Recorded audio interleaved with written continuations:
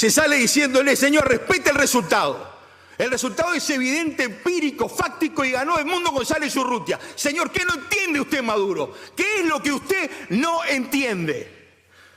Y lo grave de esto, cuando estamos ante terrorismo de Estado, es que algunos leen los derechos humanos de una forma cuando pasa en algunos lados y pasa en otros los leen de otra forma. Son los mismos derechos humanos. Es la misma gente que está entregando vida, sacrificio, todo. ¿O qué creen? ¿Que hay 8 millones de venezolanos que salieron a hacer turismo por el mundo? Y así fue su mensaje. Histórico y contundente, las palabras del representante permanente de Uruguay ante la OEA sobre las elecciones en Venezuela y la situación de los derechos humanos. Rápidamente, sus palabras se volvieron virales en las redes y le dio la vuelta al mundo. Durante esta sesión extraordinaria del organismo, Washington Abdallah instó al Consejo Nacional Electoral venezolano a que publique los datos desagregados de las actas con los resultados de los comicios del 28 de julio.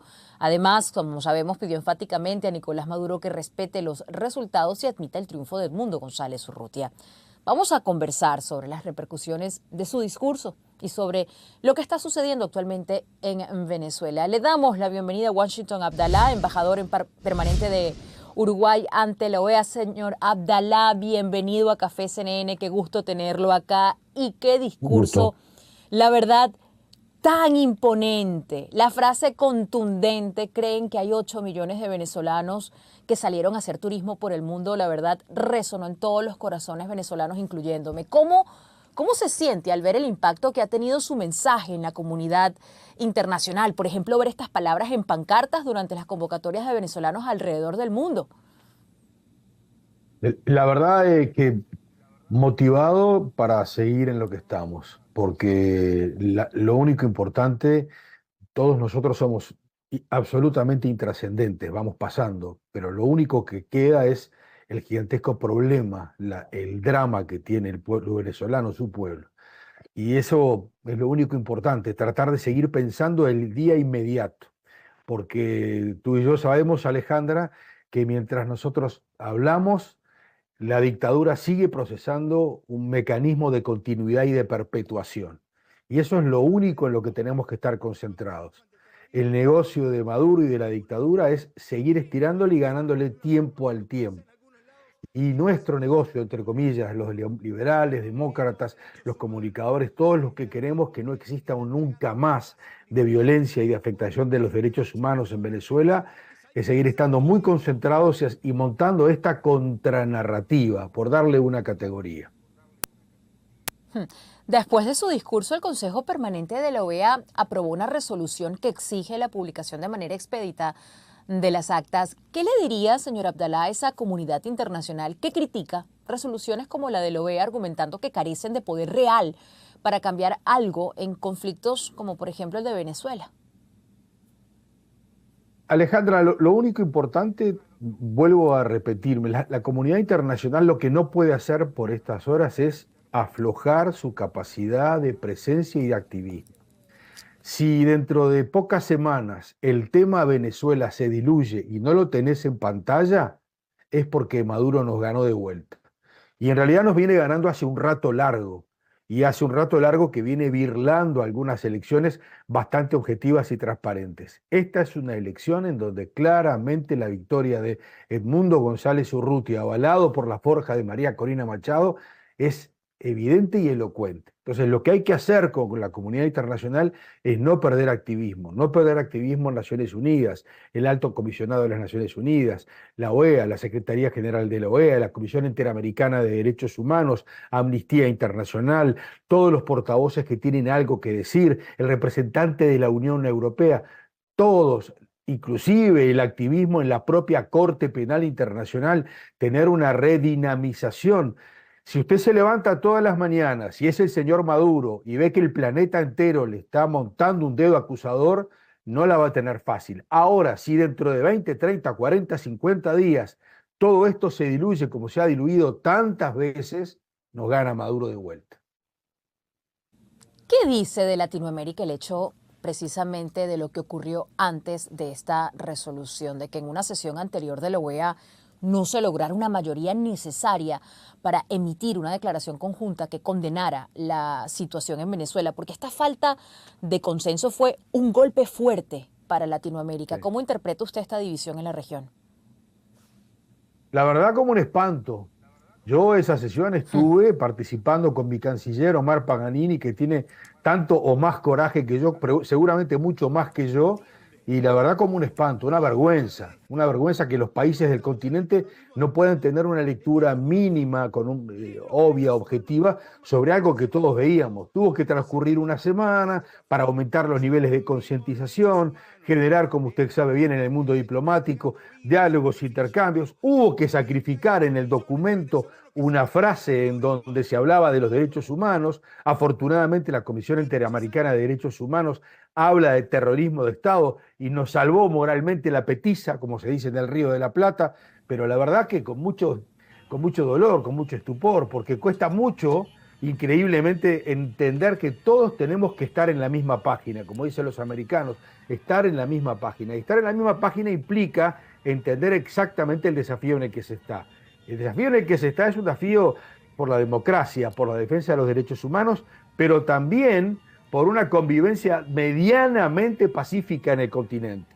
Y lo de Venezuela lo que genera es una bomba interna. Esa es la realidad, interna y externa. Y usted lo sabe bien, porque hay 8 millones de ciudadanos como usted que están por el mundo y que han tenido que encontrar un cobijo.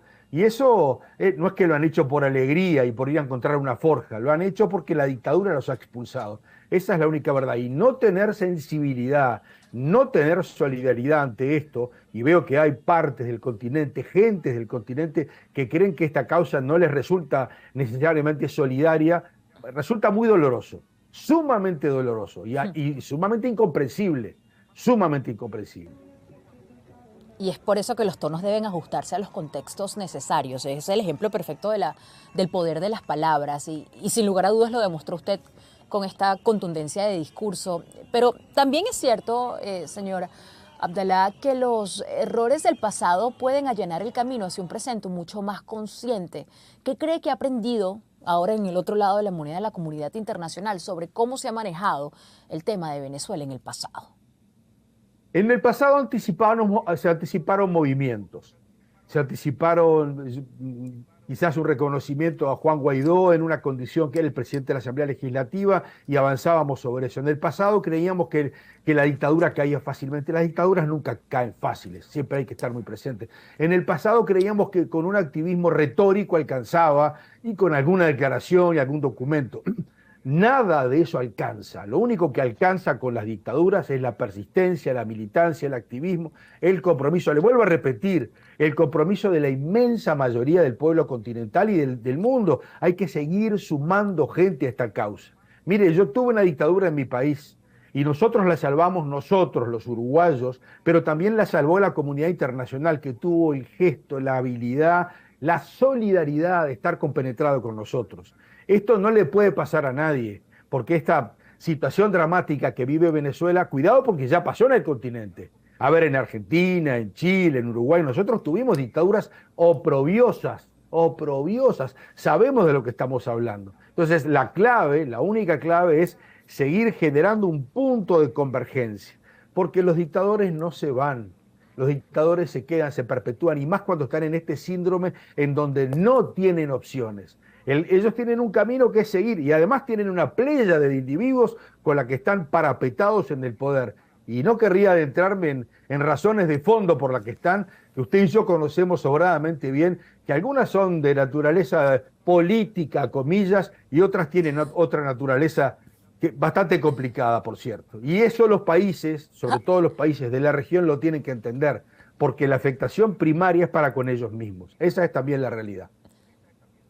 Además me dicen que está corto de tiempo, entonces no podemos hacerlo lamentablemente, señor Abdallah. Fíjese, para finalizar, yo tengo que analizar con usted esta percepción variable de la OEA entre algunos países latinoamericanos que dicen que a veces la OEA afecta su capacidad para actuar de manera unificada y efectiva, no solo en caso de Venezuela, mientras algunos ven quizás la OEA como un valioso instrumento para la promoción de la democracia, otros perciben como excesivamente influenciada por los intereses de Estados Unidos. ¿Usted cree que limita esta división interna la eficacia de la OEA? ¿Cómo ve la percepción hoy en día? Yo me río un poco porque si la influencia de Estados Unidos fuera tan grande, la otra semana habría ganado la otra opción. Estuvo hasta Nichols sentado allí y le pasaron con los trenes por arriba. Es simple. La OEA se gana y se pierde. Bueno, afortunadamente va ganando conciencia. ¿Y por qué va ganando conciencia? Y porque algunos se dan cuenta que ya no da para más estar al lado de Maduro.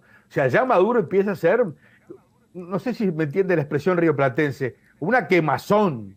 Estar cerca de Maduro empieza a ser un lío complicado. Entonces, los que antes estaban con ciertas simpatías, creyendo que podían incidir, se empiezan a correr porque ya saben que allí es muy mal negocio de imagen, de posicionamiento, de relacionamiento diplomático y sobre todo de perspectivas de futuro. Esa es la realidad. En Venezuela le llamamos a esa quemazón invitado incómodo, para que tenga un poquito ya ahí el coloquialismo de Venezuela. Está muy bueno. Señor Abdalá, un gusto enorme que haya estado con nosotros en Café.